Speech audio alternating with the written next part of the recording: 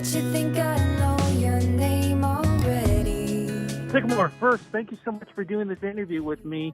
Who would have thought the last time I saw you, we would be talking again, not just about new music, which is great, but the way the world is right now. So I have to ask you right off the top, how are you holding up with everything going on right now? I'm doing good. You know, I feel lucky. Honestly, this is what I talk about a lot. Is I think if this had to happen, I'm glad that it's happening in this day and age because we have such great video conferencing and FaceTime available. And so even if you're home alone, you can reach out and actually see people. And you know, it's not quite as good as the real thing, but it's definitely like second best. So I mean, all things considered, I'm doing good. How are you? I'm doing good. Family's doing great and everything else. I'm still being able to do these interviews.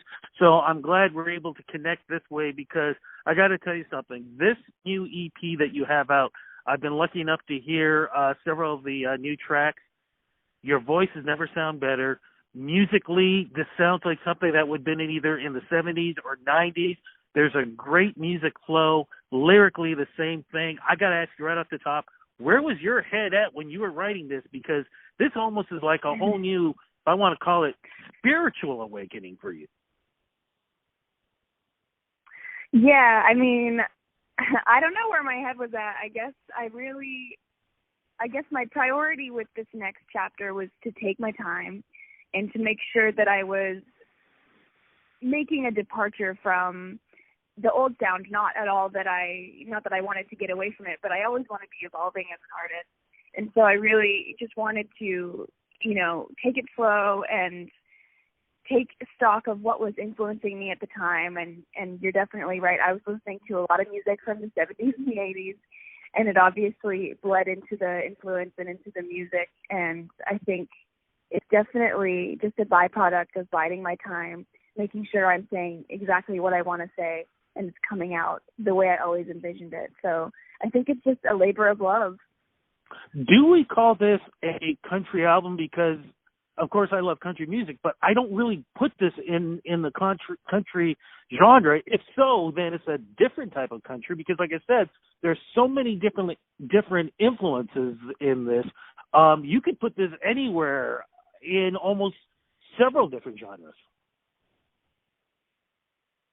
You could, and I think for sure it's obviously we're going to call it a country record, but I like to think that it's instead of just being able to be interpreted in one format, it's just sort of you can interpret it in several. And so, yeah, I mean, obviously we're gonna send it out to country radio, and country is our first priority. But I have no problem with it. You know, if it branches out into maybe some AC or anything like that, I think it would fit there too.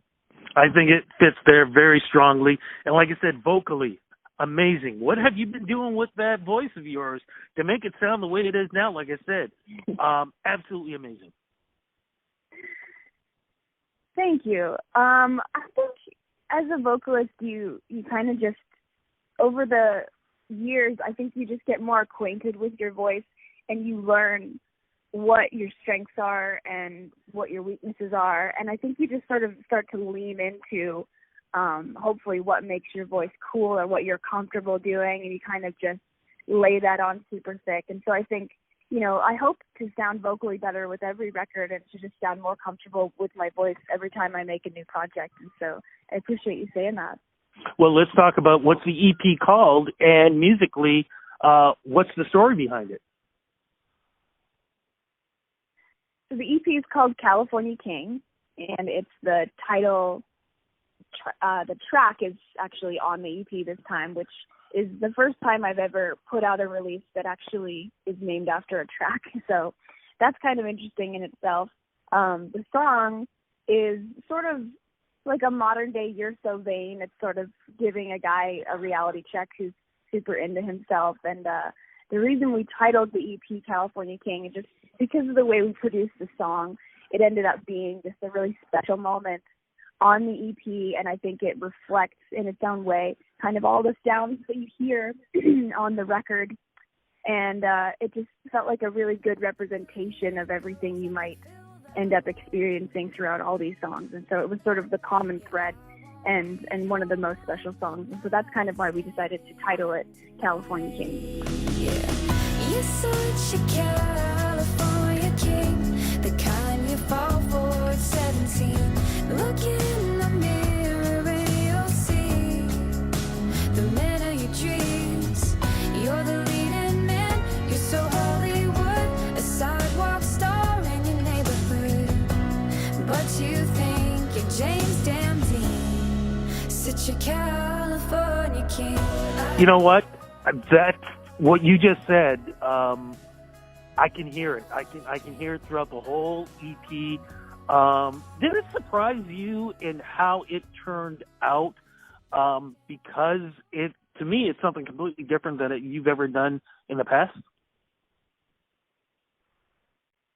I don't know if it surprised me, to be honest. I think I had about 2 years to really get comfortable with the sound I was playing around with, and by the time it came out, it definitely felt like it was just supposed to be what it turned out to be. I knew that my next project would be sonically a little more adventurous, and it would touch on a few more genres that I'm inspired by.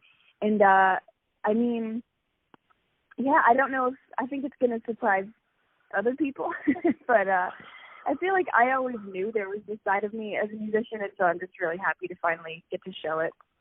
I think you're going to blow people away with this one, definitely. Usually when we get to this point, I usually talk about a tour, but I know we're going to have to hold off on that for a while.